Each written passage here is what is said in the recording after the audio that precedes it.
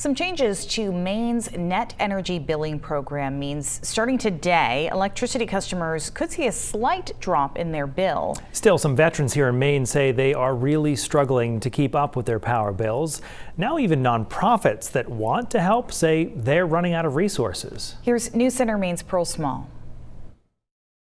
After leaving the military, Becky Saulnier settled down in Maine with her wife and bought a farm. Our chickens and turkeys, and sometimes we have pigs and just like all the dogs and this happy life, you know, and it's been really awesome. We've grown together, like literally like from nothing to this. But lately, the fear of losing that life has been growing. Like you're living paycheck to paycheck, and like there's sometimes where you're like, geez, I just don't know how we're going to make it happen this month. Saulnier says they work constantly, but the bills have become overwhelming and electricity is the biggest killer.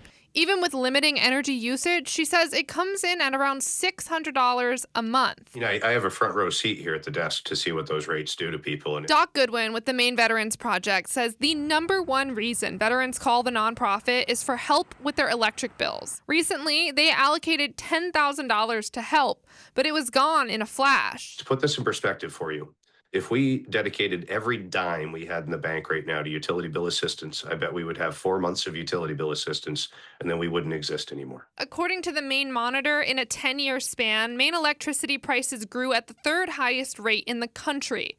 Judy Long, senior manager of communications at Versant Power, says she knows how hard it can be, especially for vulnerable groups. But one of the big reasons for Maine's high electric prices is that power companies have so much ground to cover to serve a small population. And in addition to that challenge of maintaining a grid across a very remote service territory, we have very few customers to pay for it, relatively speaking. Long also says half of your power bill is not even controlled by the utility companies, but rather by the electricity supplier. She says customers can shop around for deals or look for income assistance programs. And she recommends Versant customers who are struggling call the company directly for help. There are also a number of services we work with here at Versant Power that help veterans and other individuals who have trouble affording their bill. But Goodwin says most of the veterans he hears from have explored their options, and they're calling him as their last resort.